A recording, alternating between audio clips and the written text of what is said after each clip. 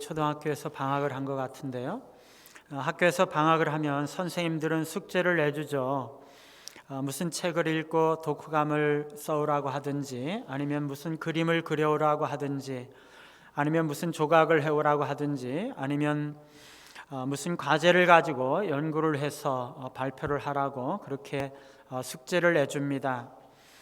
그러면 학생들은 최선을 다해서 방학 동안의 숙제를 잘 준비를 했다가 방학이 끝나고 개학하는 날 그것을 가지고 학교에 가서 선생님한테 제출을 하고 숙제 검사를 받게 될 것입니다. 우리 인생은 하나님께서 우리에게 방학 숙제를 내주신 것과 같습니다. 한평생의 인생을 주시면서 아름다운 그림을 그려오고 그리고 아름다운 조각을 만들어 보라고 숙제를 내주신 것이죠. 우리는 누구나 하나님 앞에 살아갈 때 가장 아름다운 인생의 열매를 하나님 앞에 드리고 싶어 할 것입니다. 한 번뿐인 인생, 누가 대충 살다가 가려고 하겠습니까? 숙제를 하다가 만 것처럼 인생을 대충 살다가 가는 것이 아니라 정말 최선을 다해서 아름다운 그러한 인생을 살고 하나님 앞에 그 열매를 올려드리고 싶어 할 것입니다. 저는요, 목회를 늦게 시작을 했기 때문에 목회할 날들이 많지는 않지만 이 교회를 제가 목사로서 섬기는 동안에 정말 아름다운 교회를 만들어서 하나님 앞에 드리고 싶어요. 여러분 모두 한 사람 한 사람을 정말 보석과 같은 그런 신앙의 사람들로 만들어서 하나님 앞에 올려드리고 싶습니다. 물론 제가 만드는 게 아니죠, 그렇죠? 제가 하는 것이 아니지만 정말 하나님께서 은혜 주시고 우리에게 축복하시고 우리를 복 주시기를 바라면서 기도하면서 최선을 다해서 목회를 하고 싶습니다. 여러분 누구나 그럴 것이라고 생각이 됩니다. 우리가 맡겨주신 일에 누구나 최선을 다하고 아름다운 열매를 하나님 앞에 올려드리고 싶어 하는 거죠. 그리고 우리는 이 교회에서 신앙생활 하면서 정말 좋은 신앙, 정말 보석과 같은 그런 아름다운 신앙을 가지기를 우리 누구나 다 바랄 것입니다. 오늘 베드로는 우리에게 오직 우리 주 곧 구주 예수 그리스도의 은혜와 그를 아는 지식에서 자라가라 이렇게 말씀을 하시죠. 하나님은 우리가 영적으로 성장하기를 바라시는 것입니다.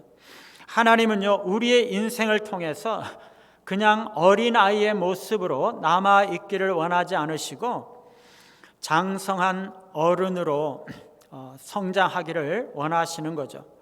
이게 우리에게 주신 인생의 숙제입니다. 우리는 우리의 인생을 마치고 하나님 앞에 갈 때 이 숙제를 어떻게 했는지 그것을 가지고 하나님께 바치면서 숙제 검사를 하게 될 것입니다. 첫 번째 오늘 말씀은 은혜에서 자라가라 혹은 은혜 안에서 자라가라 라고 말씀하고 있습니다. 은혜에서 자라가는 것 혹은 은혜 안에서 자라간다는 것이 무엇인가? 쉽게 이야기하면 영적으로 성장한다는 것을 말하죠. 그런데 이 영적으로 성장한다는 것은요, 그 전에 선행되는 것이 있습니다. 그게 뭐죠? 영적인 성장은요, 우리가 은혜로 말미암아 살아나고 영적인 생명을 가져야 되는 것을 전제로 하는 것이에요. 몇 주 전에 영국에 살고 있는 이 아들과 며느리가 집에 왔었거든요.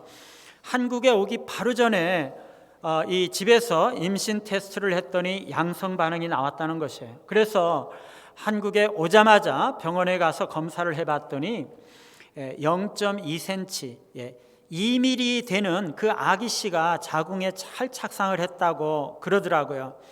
우리 온 가족이 기뻐했죠. 약 열흘 정도 후에 다시 병원에 갔더니 이게 8.6mm가 되기까지 자랐어요. 열흘 동안에. 이 며느리가 이 초음파 사진을 카톡에 올리면서 너무 작고 소중해요. 그렇게 이야기를 하면서 너무 좋아하더라고요. 성장한다는 것은요, 생명이 있다는 거죠. 우리 영혼 안에 하나님의 생명의 씨가 심겨지면은요, 그게 자라는 것입니다. 자란다는 것은 생명이 있다는 거죠. 죽은 것은 자랄 수가 없어요. 오로지 우리가 예수 그리스도를 믿고 그분의 부활을 통해서 죽은 자 가운데서 일어나서 하나님 앞에서 산 자들만이 자랄 수가 있는 거죠. 생명의 주이신 그리스도께서 생명의 씨앗을 우리에게 심어 주셔야 우리가 자랄 수가 있는 것입니다. 그 씨앗이 발아하고 나서야 우리가 성장할 수가 있는 거죠. 여러분, 우리가 나무 막대기를 이 밭에 심는다고 해서 그 막대기가 자라지 않죠. 물론 모세의 지팡이는요, 이게 싹이 나고 자라서 이 살구 열매가 열렸다고 성경에서 말씀하고 있거든요. 이것은 하나님께서 특별히 이적을 행하신 것이기 때문에 그런 거지, 그 이외에 다른 모든 경우에 있어서는 죽은 나무는 자라지 않죠. 열매를 맺지도 못합니다. 우리가 아무리 비옥한 토양이라도요, 자갈을 갖다가 밭에다 심으면 그것이 자라겠어요? 아니죠. 그러나 우리가 곡식을 심든지 콩을 심든지 그러면 그게 자라는 거죠. 싹을 틔우고 잎이 나서 자라고 줄기가 자라고 꽃을 피우고, 그래서 결국에 열매를 맺지 않습니까? 사랑하는 여러분, 우리가 그리스도의 은혜로 죽은 자 가운데서 살아나서 새로운 생명을 얻었다면 하나님은 우리에게 성장하기를 바라시고 또 성장하기를 명령하시고 계시는 것입니다. 우리가 생명을 가지고 있다면, 즉 하나님 앞에 살아있다면 우리는 자라나야 하는 거죠. 그것이 우리에게 주어진 창조 질서와 하나님의 명령입니다. 우리는 자라남으로써 우리가 생명이 있다는 것을 입증하는 거죠. 우리가 영적으로 성장한다고 할 때 어떤 면에서 우리가 자라나야 됩니까? 우리는요, 믿음이 성장해야 돼요. 어떤 아버지가 그렇게 외쳤죠. 주여, 내가 믿나이다. 나의 믿음 없는 것을 도와주소서. 우리는요, 하나님을 잘 믿는 것 같으면서도 믿음이 없을 때가 사실 너무 많아요. 하나님의 말씀과 진리에 대해서 참으로 진실되게 믿지 못하고 하나님의 약속을 믿지 못하는 것이죠. 우리는 모든 그 하나님의 약속과 하나님의 말씀을 온전하게 믿고 우리를 향하신 하나님의 선하신 뜻을 온전하게 믿고 하나님을 전적으로 의지하며 살아가기까지 우리는 성장해야 되는 거죠. 그리고 우리는요, 소망에 있어서 성장해야 돼요. 우리는 우리를 부르신 그 부르심의 소망이 무엇인지, 하나님께서 우리를 위해서 하늘에 예비하신 그 유업의 풍성함과 영광이 무엇인지, 그리고 우리 구주 그리스도의 그 영광스러운 재림이 무엇인지를 더욱 분명하게 알아야 하는 거죠. 이 세상에 속한 것들이 다 멸망받을 것이라는 사실을 알기 때문에 이 세상에 대한 미련과 애착을 다 버리고 하늘의 유업을 소망하게 해달라고 우리는 계속적으로 기도해야 되는 거죠. 그래서 이 땅에 있는 동안에도 우리는 하늘의 기쁨과 영광을 맛보면서 어떤 고난과 어려움을 당해도 이 세상을 이길 수 있는 그 소망을 가지고 살기까지 우리는 계속 성장을 해야 되는 거죠. 우리는요, 그리고 사랑에 있어서 성장해야 됩니다. 우리가 예수 그리스도를 믿고 구원받을 때 우리 안에 그리스도의 사랑의 씨앗이 심겨졌거든요. 그리스도께서 자신을 주심으로 우리를 사랑하신 것처럼 우리 안에 있는 그 사랑의 씨앗이 자라나서 그리스도처럼 우리가 우리 자신을 희생하면서 다른 사람을 사랑하고 섬기기까지 우리의 사랑이 자라나야 하는 것이죠. 겸손에 있어서도 성장해야 되는 거죠. 언제나 우리는 나는 다른 사람들보다 못한 자다, 다른 사람이 나보다 뛰어난 자다 인정하면서 내 자신을 낮추기까지 우리는 겸손에 있어서 계속적으로 성장해야 되는 것입니다. 헌신과 봉사에 있어서도 성장해야 되죠. 우리는 언제나 섬김을 받기를 바라고 다른 사람이 나에게 뭔가를 해 주기를 바라면서 살아왔지만 그리스도께서 우리를 위해서 십자가에 죽으셨다는 것을 깨닫고 나서부터는 우리도 주님처럼 다른 사람을 사랑하며 섬기며 봉사하는 그런 면에서 우리도 성장해야 되는 것이죠. 우리는 만족에 있어서도 성장해야 되는 거죠. 우리가 어떤 상황에 처하든지 어떤 어려움 가운데 처하든지 만족하며 하나님 앞에 감사하며 어떤 상황에든 하나님 나는 자족하기를 배웠습니다 고백할 수 있기까지 우리의 만족과 자족이 성장해야 되는 것이죠. 우리는 감사에 있어서도 성장합니다. 어떤 어려움과 어떤 고난들을 당할지라도 하나님 앞에 감사할 수 있기까지 우리는 감사가 성장해야 되는 것이죠. 용서에 있어서도 성장해야 되는 거죠. 우리에게 실망시키고 상처 주고 죄 지은 사람들을 주님께서 죄인된 우리를 용서하시고 사랑해 주셨던 것처럼 우리가 그들을 사랑하기까지, 온전히 사랑하기까지 우리의 용서가 성장해야 되는 거죠. 뿐만 아니라 우리는 그리스도를 닮는 일에 있어서 성장해야 됩니다. 그래서 언제나 우리의 영혼과 삶에 그리스도의 향기를 풍기기까지 우리는 그리스도를 계속적으로 닮아 나아가야 하는 거죠. 우리는 모든 면에서 성장해야 되는 것입니다. 우리에게 어떤 덕이나 기림이나 선이나 아름다운 것들이나 좋은 것들이 있다면 그것이 무엇이든지 우리는 그 모든 면에서 성장을 계속해야 되는 거죠. 마치 성전 문지방에서 흘러나오는 생명수의 그 강 옆에 심겨진 과일 나무와 같이 온전히 우리는 자라야 되는 거죠. 그래서 그 뿌리는 더욱 깊은 곳까지 뻗어나가고 그 꼭대기는 하늘 찌를 듯이 높이 자라나가고 그 가지는 아주 풍성하게 퍼져나가고 그 잎이 시들지 아니하고 열매가 끊이지 아니하고 달마다 열매를 맺고 열매는 먹을 만하고 그 잎사귀는 약재료가 되기까지 우리는 계속적으로 성장을 해야 되는 것입니다. 그러면 왜 우리가 성장해야 되는 것인가요? 우리가 성장하지 않는다면 그것은 우리가 건강하지 못하다는 의미입니다. 어린아이가 성장하지 않는다면요, 그것은 그 아이가 건강하지 못하고 무슨 질병이 있기 때문이겠죠. 썩은 나무는요, 잎을 내지 못하고 가지가 자랄 수가 없어요. 뿐만 아니라 성장하지 못하는 것은 죽었다는 것을 의미합니다. 우리가 살아있지 않으면 성장하지 못합니다. 우리가 성장하고 있지 않다면 우리는 죽어 있지 않은가 돌아보아야 되는 거죠. 종종 거짓된 신자들은요, 살아있다는 이름은 가졌지만 실상은 죽은 자들이라고 말씀하고 있어요. 주님은 사대교회를 책망하셨죠. 내가 살았다 하는 이름은 가졌으나 죽은 자다.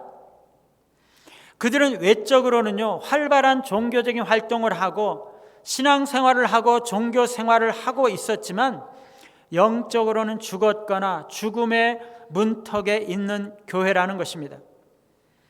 그들은 과거의 업적이라든가 사람들의 평판 이런 것들에 안주하면서 영적인 경계를 소홀히 하였기 때문에 깨어있지 못하고 죽었던 거죠.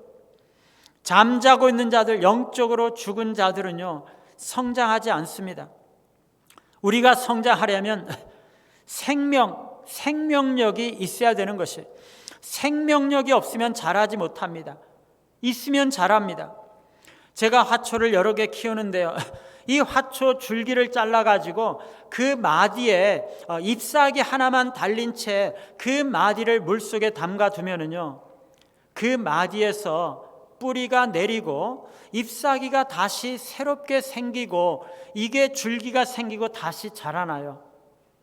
생명이 있기 때문에 자라나는 거죠.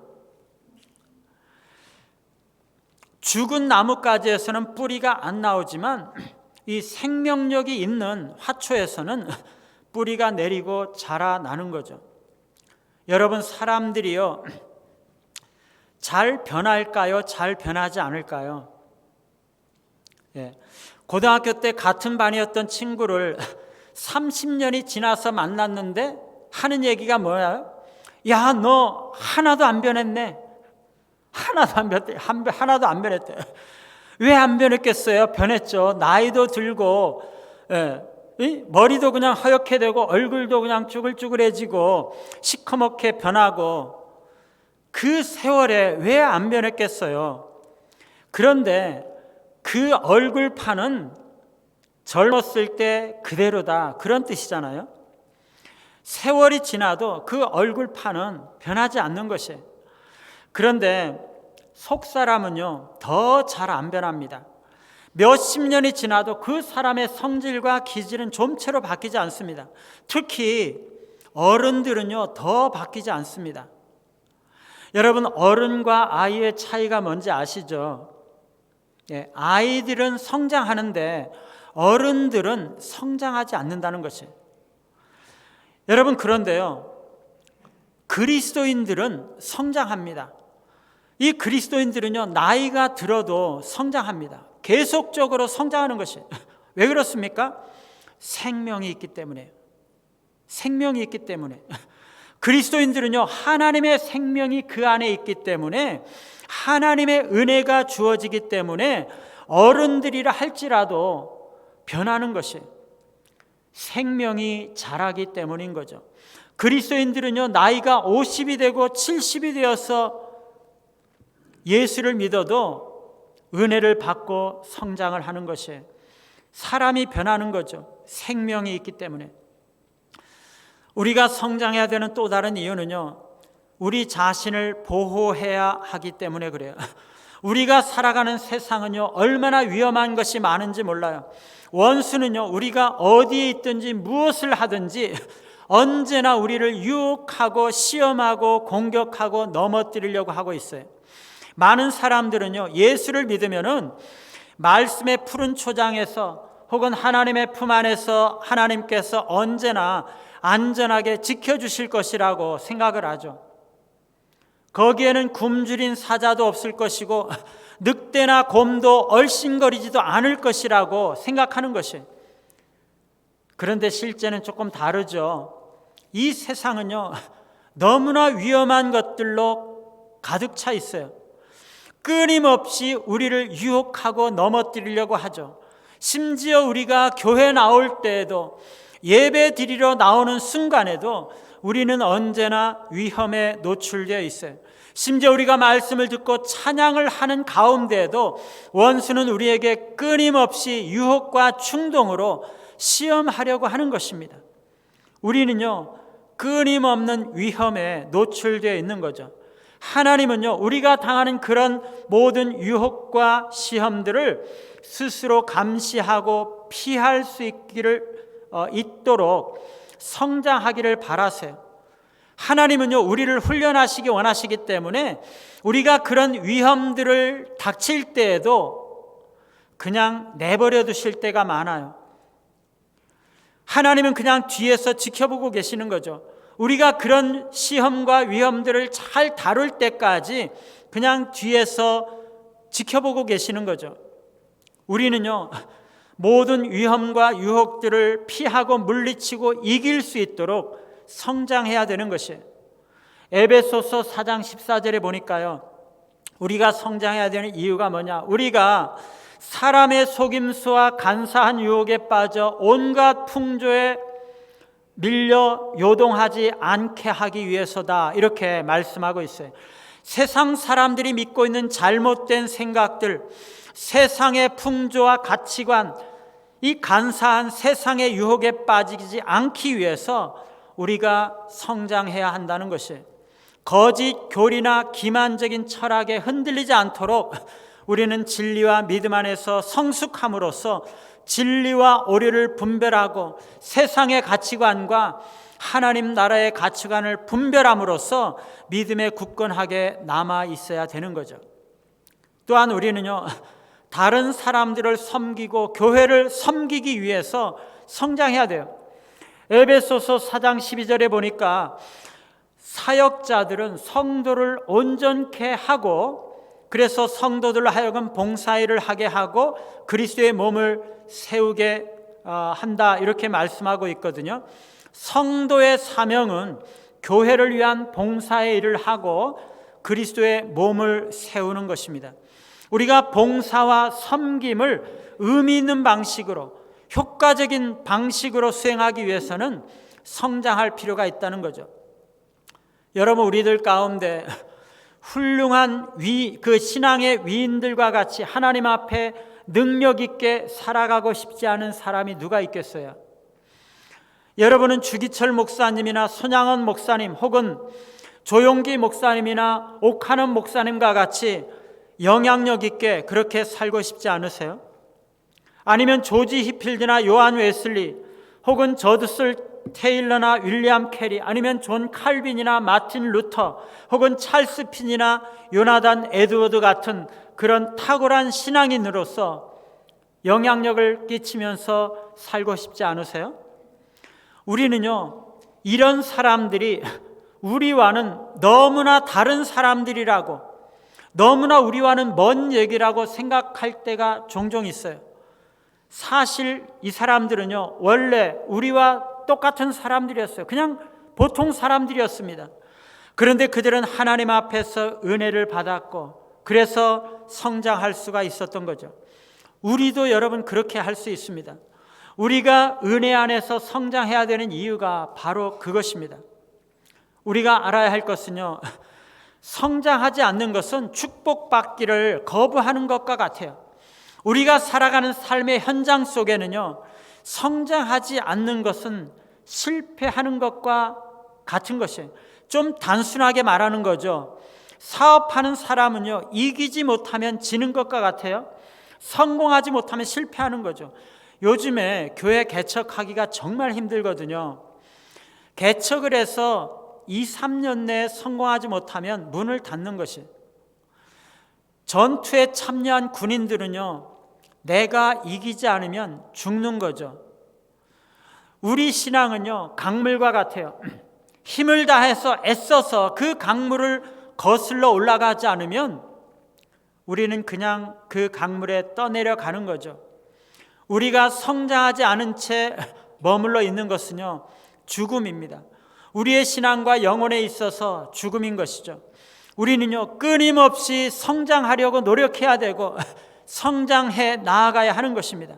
그래야 우리가 발전하는 것이지, 그렇지 않으면 우리는 퇴보하고 물러나고 영적인 사망 가운데, 영적인 죽음 가운데 빠지게 되는 것이죠. 하나님은요, 우리가 성장하기를 바라세요. 그리고 성장하기를 명령하고 계세요.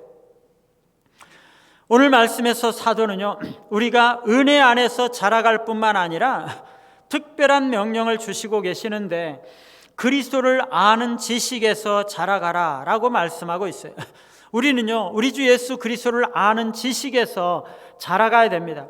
그리스도의 본성이 무엇인가, 그분의 성육신이 어떠한가, 그분의 사역과 그분의 죽음, 그리고 그분의 부활과 승천하심, 하늘에 오르심, 하나님 보좌 우편에 앉으심, 그리고 지금 하늘에 싸고 계시는 중재 사역과 미래에 있을 재림과 심판, 그리고 온 우주와 교회를 다스리고 계시는 그 그리스도의 통치 등등, 그리스도에 관한 진리를 우리가 알아가야 되는 거죠. 그래서 성경을 알아가야 되는 거죠. 그런데 여기서 안다는 것은요, 단순한 지식을 넘어서 그리스도와의 인격적인 교제와 사랑을 나누는 관계적이고 경험적인 지식을 말해요. 우리는 그리스도와 인격적인 교제를 통해서 서로 사랑하고 친밀한 관계를 누릴 뿐만 아니라 그리스도의 성품을 점점 알아가고 닮아가야 된다는 거죠. 베드로는요, 그의 서신에서, 이 베드로 후서에서 이 그리스도를 아는 지식이 영적 성장의 목표라고까지 말하고 있어요. 하나님은 우리에게 계속적으로 성장함으로써 하나님께서 원하시는 그 목표 지점에 도달하기를 바라시는 것이에요. 그게 뭡니까? 우리가 어디까지 성장해야 되는 것이라고요? 우리가 그리스도와 같이 혹은 하나님처럼 되어야 한다는 것이에요. 베드로 후서 1장 4절에 보니까 우리가 구원받은 것은요, 신성한 성품에 참여하는 자가 되게 하기 위해서다, 이렇게 말씀하고 있어요. 우리가 성장해서 거룩함이라든가 불멸이라든가 사랑과 진리, 선함, 은혜, 이런 모든 하나님의 성품에 참여하고 하나님처럼 되기 위해서 우리는 성장해야 된다는 거죠. 우리가 피조물로서 창조주가 될 수는 없지만, 신이 될 수는 없지만, 우리가 도덕적으로 변화되고 영적으로 성장해서 성령의 은혜와 그 성령의 역사에 순응하고 협력함으로써 우리는 하나님의 성품과 일치하는 거룩한 존재로 변화되고 성장해야 된다는 것입니다. 그래서 마치 하나님처럼 변화되고 거룩하게 되어서 너무나 신비롭게도 하나님의 생명과 성품에 밀접하게 연결이 되는 존재가 되어야 한다는 거죠. 여러분, 이게 믿어지세요? 우리가 하나님처럼 거룩하게 되기까지 성장한다는 것을 여러분 믿어지십니까? 이것은요, 표현은 다르지만 다른 성경 저자들도 반복적으로 말씀하고 있는 것이에요. 에베소 4장 15절에서 바울은요, 우리 그리스도인들의 성장의 목표는 범사에 그리스도에게까지 자라는 것이라고 말씀하고 있어요. 바로 그 앞에 4장 13절에서는 그리스도의 장성한 분량에 충만한 데까지 이르러야 된다고 말씀하고 있어요. 고린도후서 3장 18절에서는 우리가 그리스도의 형상으로까지 변화된다고 말씀하고 있습니다. 로마서 8장 29절에도 똑같이 아들의 형상을 본받는 것이 우리의 목표라고 말씀하고 있어요.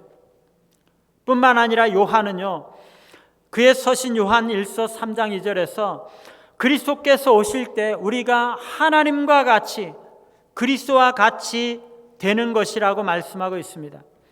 이런 모든 성경의 저자들은요, 우리가 하나님의 성품과 같이 혹은 그리스도의 형상과 같이 변화될 것이라고 말씀하고 있습니다. 우리가 본질적으로 그리스도가 된다거나 그런 것은 아니지만 신자들의 영혼과 삶 속에서 그리스도의 속성과 같은 거룩한 특성이 나타나서 완전한 모습으로 변화된다는 것입니다. 그래서 영원히 하나님과 사랑의 교제를 나눌 수가 있게 되는 거죠. 모세는요, 창세기 1장 26절 27절에서 우리가 하나님의 형상으로 창조되었다고 말씀하고 있어요.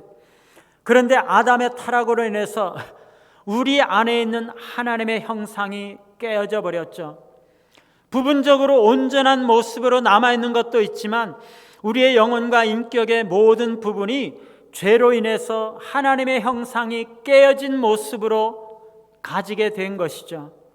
그런데 이제 우리가 예수 믿고 구원받고 또 성령의 역사를 통해서 변화되고 성장하면은요, 우리는 궁극적으로 예수 그리스도와 같은 모습으로, 예수 그리스도께서 하나님의 형상이시잖아요. 하나님의 성품을 동일하게 가진 자로서, 하나님의 형상을 온전하게 회복된 자로서 우리가 서게 된다는 것입니다. 물론 이것이 이 땅에서 완전하게 이루어지는 것은 아니지만 하나님은 우리를 그렇게 만드실 것이에요. 그게 하나님의 계획입니다. 우리가 어떻게 하면 성장할 수 있습니까? 하나님과 친밀한 사랑의 교제를 나누고 하나님과 동행하며 살아갈 때 하나님을 닮아갈 수가 있는 것이죠. 우리가 기도하고 성경 보고 예배하고 하나님의 말씀을 듣고 묵상하고 실천하면서 살아갈 때 우리는 성장하는 것입니다. 우리가 공동체 안에서 성도의 교제를 나누고 영적인 훈련들을 감당할 때 성장하는 거죠. 우리가 이런 수단들을 통해서 그리스도와 친밀하게 교제를 나누며 주님과 동행하면서 살아갈 때 우리가 성장해 나가는 것입니다. 우리가 지난주에 새벽 기도 시간에 열처녀 비유를 조금씩 이렇게 살펴보았는데요. 기름을 준비한 슬기로운 5 처녀는 신랑과 함께 혼인잔치에 들어갔고, 기름을 준비하지 않은 미련한 5 처녀는 혼인잔치에 들어가지 못하고 문이 닫히고 말았습니다. 여러분은 기름을 준비하고 계십니까? 여기서 기름을 준비한다는 것이 무엇을 말하는 거죠? 기름은요, 계속적으로 불을 밝힐 수 있는 거잖아요. 성경에서 빛 혹은 불빛은 많은 경우에 생명을 상징하고 있습니다. 마찬가지로 기름을 준비하는 것은 하나님으로부터 우리가 계속적으로 생명과 은혜를 공급받음으로써 생명을 유지한다는 것을 의미하는 것이에요. 하나님과의 지속적인 살아있는 관계를 유지하고 교제하면 하나님은 생명과 은혜를 우리에게 공급해 주시는 거죠. 그래서 우리는 끊임없이 하나님과 친밀한 사랑과 교제를 나누고 하나님을 의지하고 사랑하면서 하나님과 동행하면서 그렇게 살아가는 거죠. 그때 우리는 하나님으로부터 생명과 은혜를 공급받으면서 살 수 있는 것입니다. 그게 기름을 준비하는 것이에요.